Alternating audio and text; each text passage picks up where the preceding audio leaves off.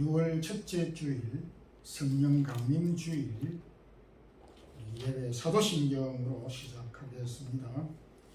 전능하사 천지를 만드신 하나님 아버지를 내가 믿사오며 그 아들 우리 주 예수 그리스도를 믿사오니 이는 성령으로 잉태하사 동정녀 마리아에게 나시고 본디오 빌라도에게 고난을 받으사 십자가에 못 박혀 죽으시고 장사한 지 사흘 만에 죽은 자 가운데서 다시 살아나시며 하늘에 오르사 전능하신 하나님 우편한 자 계시다가 주리로서 산자와 죽은 자를 심판하러 오시리라. 성령을 믿사오며 거룩한 공회와 성도가 서로 교통하는 것과 죄를 사하여 주시는 것과 몸이 다시 사는 것과 영원히 사는 것을 믿사옵나이다. 아멘. 긍휼과 사랑이 풍성하신 하나님, 연약하고 부족한 저희들을 지금까지 지난 세월 동안 동행하여 주시고 선한 길로 인도해 주셨음을 감사 찬양드립니다. 2022년 5개월을 보내고 또한 6월 첫째 주일 성령 강림 주일 우리에게 주셔서 연약하고 실족하고 실패하였던 제자들에게 성령의 능력을 통하여 새 힘을 주시고 삶의 의욕과 회복을 주신 하나님께서 오늘도 이 땅 위에 살아가는 주의 백성들에게 성령의 충만함을 더하여 주셔서 모든 성도들의 삶이 회복되고 건강한 모습으로 질서 있게 활기차게 넘치고 열매 맺는 삶을 살게 하옵소서. 주님, 6월에 행할 여러 가지 계획들을 주님이 기억하시고 지금까지 지켜주신 은혜를 감사합니다. 사랑의 교회를 지켜주시고 여러 가지 코로나와 전쟁 가운데서 경제적인 어려움과 위기 가운데서 질병과 위험 가운데서 저희들을 붙잡아 주시고 여기까지 인도해 주신 주님, 앞으로의 저희들의 걸음걸음도 실족지 않고 주님과 동행하는 강건한 믿음으로 살아가기를 원합니다. 무엇보다 주의 사랑하는 모든 교회 성도들, 이 영상으로 예배드리는 모든 성도들이 성령의 충만함을 더하여 주옵소서. 6월 달에 있게 되는 우리 중고등부 대학 학력고사를 치르는 자녀들에게도 지혜를 주셔서 그동안 준비했던 학업을 잘 감당할 수 있도록 시험을 치를 수 있도록 도와주시기를 원합니다. 저들의 장래와 진로들도 간섭해 주옵소서. 6월에 있게 되는 우리 유럽총회 노예위에도 함께 해주시고 더전히 우리 동력자들과 복음 전하는 우리 선교사님들에게도 은혜를 더하여 주옵소서. 부족한 종이 있었습니다. 하나님께서 이 시간도 말씀으로 붙잡아 주시고 이 말씀을 듣는 우리 모든 성도들이 능력으로 새 힘을 얻게 하여 주옵소서. 예수 그리스도 이름으로 기도드리옵나이다. 아멘. 하나님의 말씀은 에베소서 4장 23절에서 29절까지 함께 합독하겠습니다. 오직 너희의 심령이 새롭게 되어 하나님을 따라 의와 진리의 거룩함으로 지으심을 받은 새 사람을 입으라. 그런즉 거짓을 버리고 각각 그 이웃과 더불어 참된 것을 말하라. 이는 우리가 서로 지체가 됨이라. 분을 내어도 죄를 짓지 말며 해가 지도록 분을 품지 말고 마귀에게 틈을 주지 말라. 도둑질하는 자는 다시 도둑질하지 말고 돌이켜 가난한 자에게 구제할 수 있도록 자기 손으로 수고하여 선한 일을 하라. 우러뜨러운 말은 너희 입 밖에도 내지 말고 오직 덕을 세우는 데 소용되는 대로 선한 말을 하여 듣는 자들에게 은혜를 끼치게 하라. 아멘. 아멘. 성령으로 변화된 사람은 어떤 모습일까? 저도 여러 가지로 생각을 하며 또 내 자신을 돌아보기도 하였습니다. 오늘 바울이 에베소 교회에 보낸 편지 가운데서 해답을 주고 있습니다. 오늘은 성령 강림 주일입니다. 성령 강림 주일을 당해서 성령으로 변화된 새 사람이라고 하는 제목의 말씀을 통해서 내가 성령으로 어떻게 변화됐는가를 점검하는 시간이 되었으면 합니다.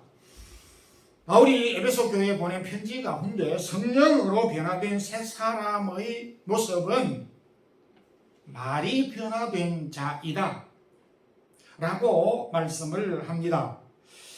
오늘 본문 성령으로 변화된 사람을 22절 24절에서는 옛사람을 버리고 새사람이 됐다 라고 표현을 하고 있으며 23절에는 심령이 새롭게 된 자, 즉 마음이 성령으로 새롭게 된 자라고 말씀을 합니다.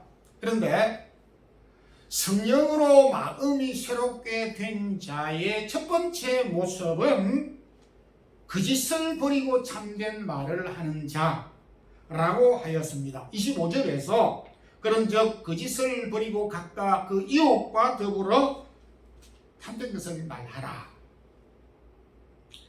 앞부분에 거짓말이라는 말을 사용하였는데 이것을 오늘 우리 생활적인 용어로 표현하면은 거짓말이라고 하는 것은 마치 우리가 매일 먹는 그 음식이 상하고 부패한 음식과 같은 뜻을 담고 있습니다.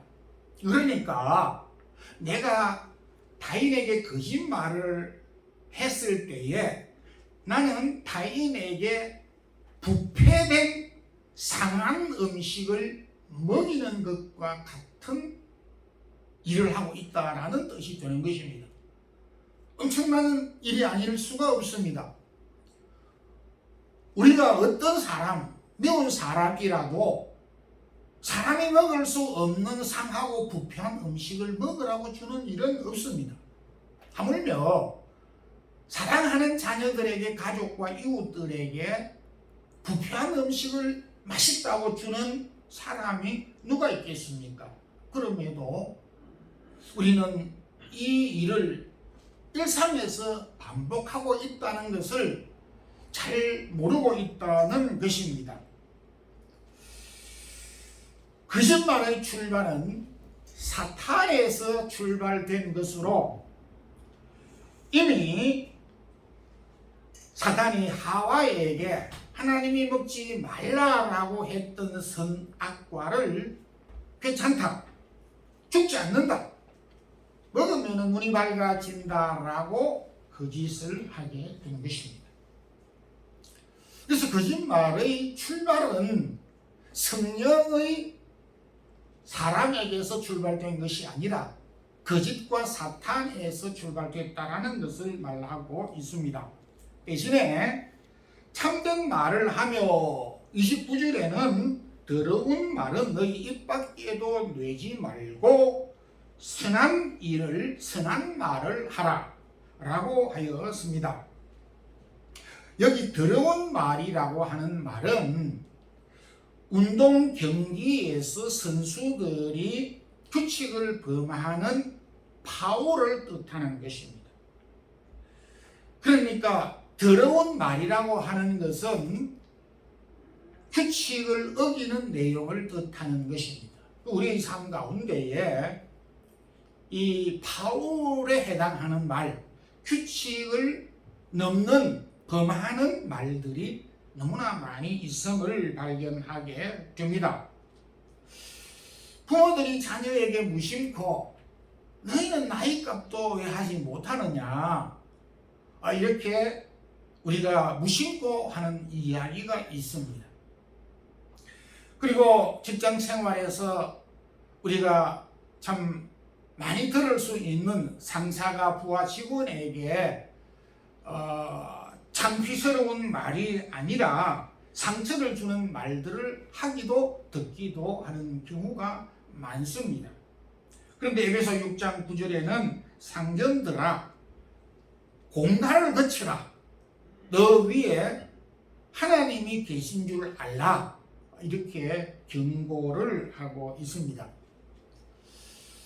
거짓말과 더러운 말을 하지 말라고 하는 것도 중요하지만은 더 중요한 것은 참된 말을 하라고 하는 말씀입니다. 참된 말을 해야 되는 중요한 이유는 바로 로마서 10장 9절에 내가 만일 내 입으로 예수를 구주로 시인하며 하나님께서 그를 죽은 자 가운데서 다시 살리신 것을 믿으면 구원을 얻으리라. 참된 말은 믿음의 뿌리가 되고 참된 말은 구원에 이르게 하는 능력이 되기 때문에 참된 말을 우리는 해야 된다는 것을 말씀하고 있습니다. 데이라고 하는 사람은 이런 말을 하였습니다. 내 입에 새 황금 문을 지나게 한 다음에 크게 외치라. 첫 번째 지나야 될 말은 말을 하기 전에 이 말이 꼭 필요한가를 생각을 하고 필요하다고 생각이 될 때 그 다음 문은 이 말이 참된 말인가 라고 하는 두 번째 문을 통과하고 난 다음 그리고 세 번째는 이 말이 정말 덕을 세우고 친절한 말인가를 확인한 다음에 그렇다면은 크게 외쳐라고 말씀을 하고 있습니다.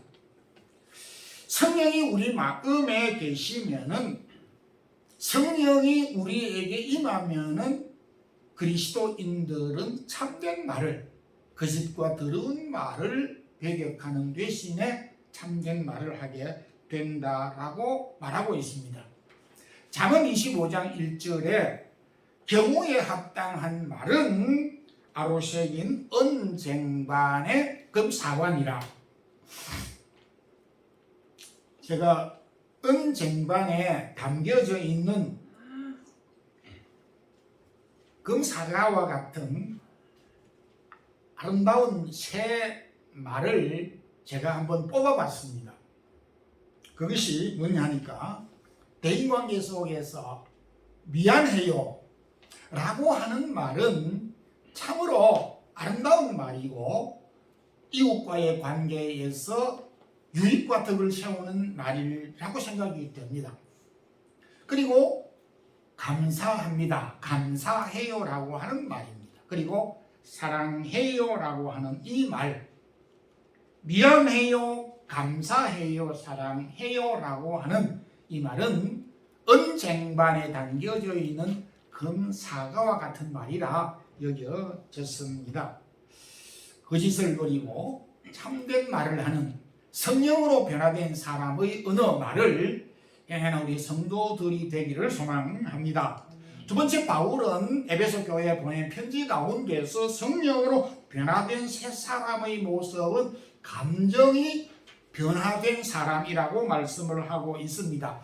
오늘날 사회적인 현상 가운데 하나는 분노 조절 장애라고 하는 현상입니다.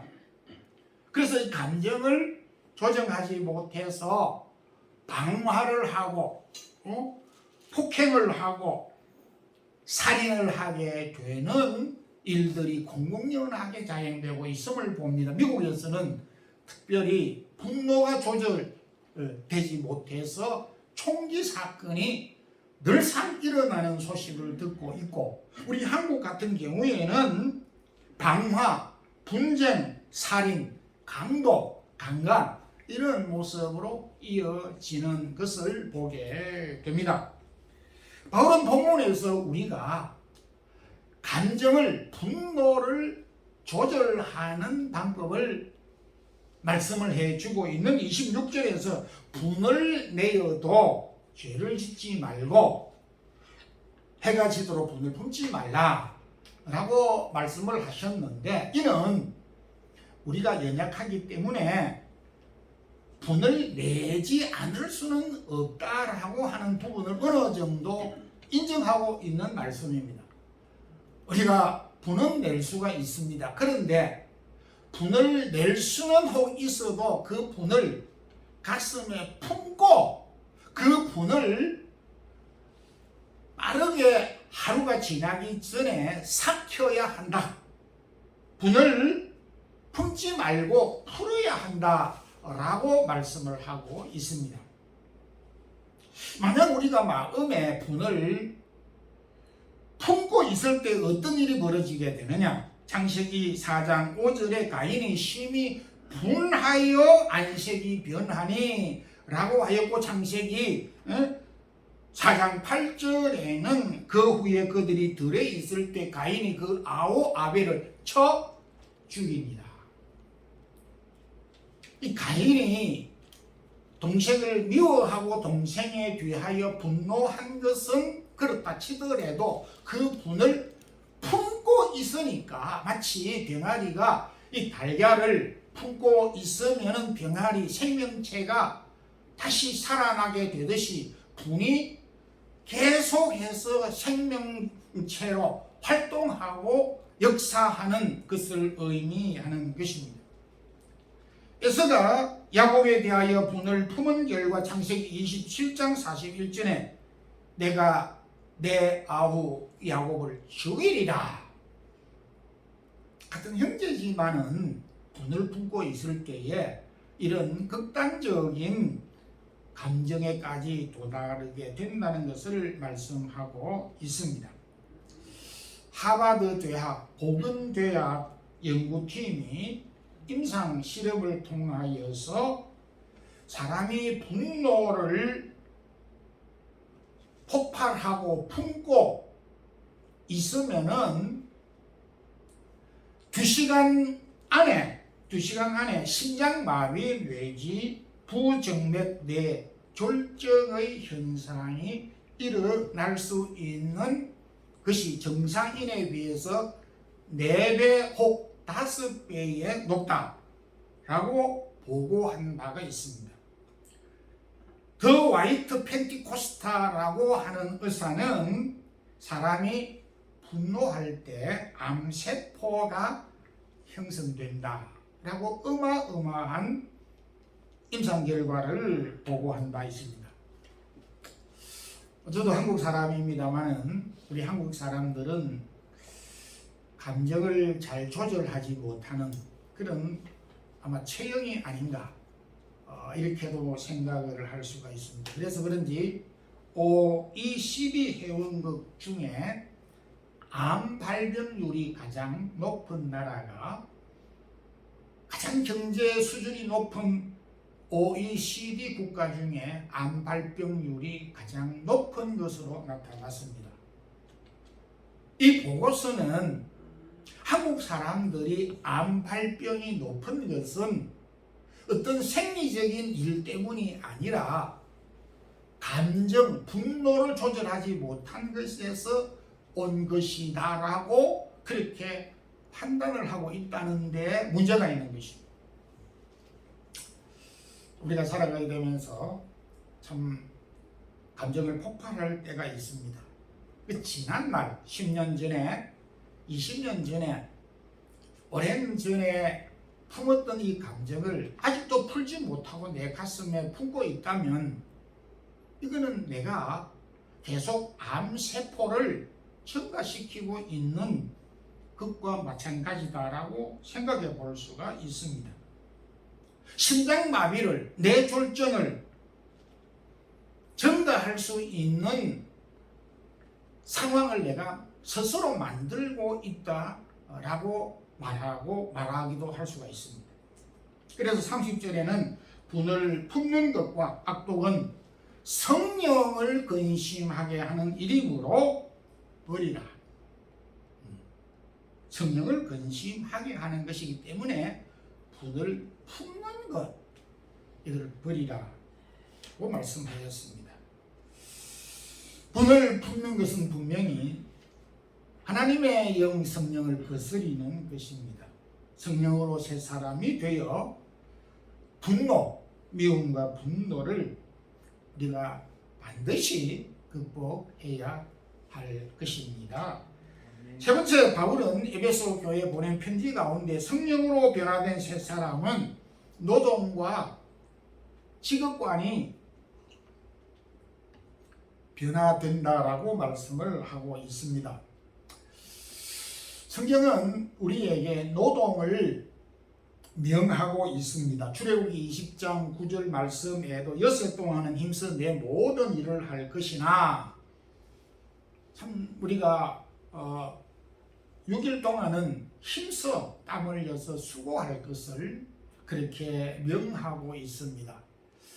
우리 인간의 존재를 살펴보면 인간의 한 평생이 70일 수도 있고 80일 수도 있지만은 인생 모든 여정을 살펴볼 때에 일이 중심이라는 것을 알 수가 있습니다.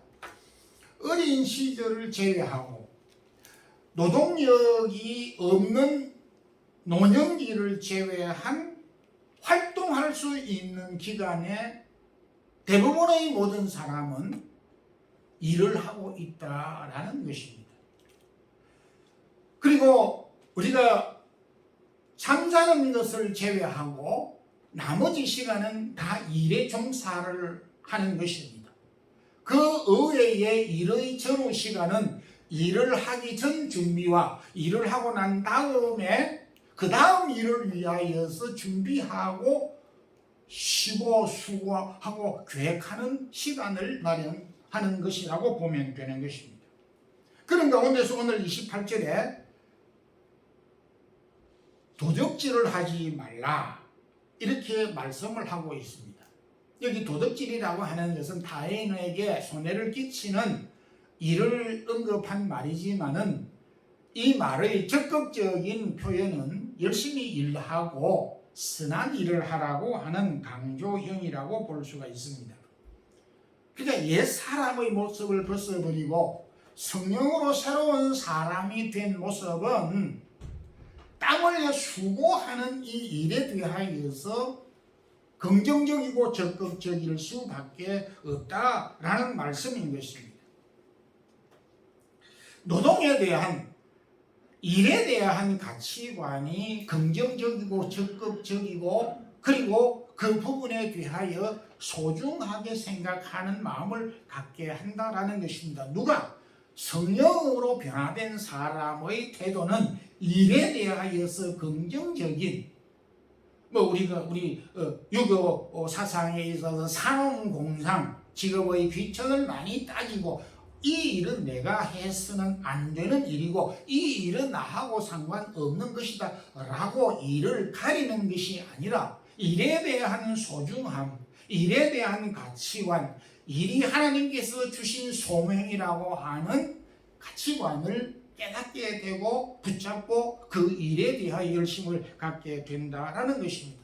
전도서에도 하나님께서 우리에게 일을 하게 하신 것은 하나님이 우리에게 주신 복복이고 우리에게 주신 선물이라고 하는 이 사실을 명쾌하게 깨닫고 붙잡고 살아간다라는 것입니다.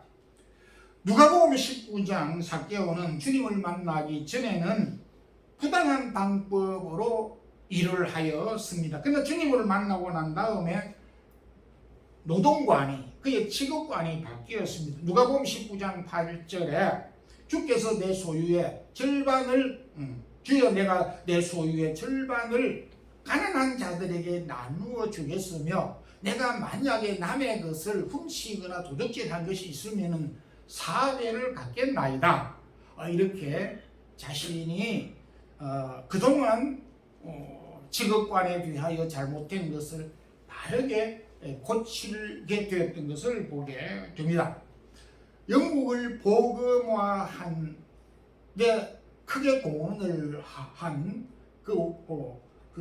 웨슬러는 존 웨슬러는 세 가지 어떤 노동관을 가지고 있었다라고 전해집니다. 첫 번째는 열심히 일을 해서 돈을 버는 것이다.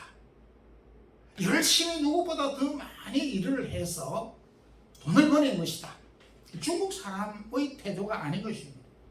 믿음의 사람 웨슬레의 그 노동관입니다. 두 번째는 할 수 있는 대로 많이 저축하라고 하는 그런 자세를 가지고 있었고, 세 번째는 할 수 있는 대로 선한 일을 하라고 하는 세 가지 가치관을 가지고 있다라고 하는 것입니다. 그런데 첫째와 둘째는 모두 셋째를 위해 준비하는 것이고 존재하는 것이고, 나는 단지 하나님께서 맡겨주신 일을 감당하는 청지기일 뿐이다 라고 하는 가치관을 가지고 있었다라는 것입니다.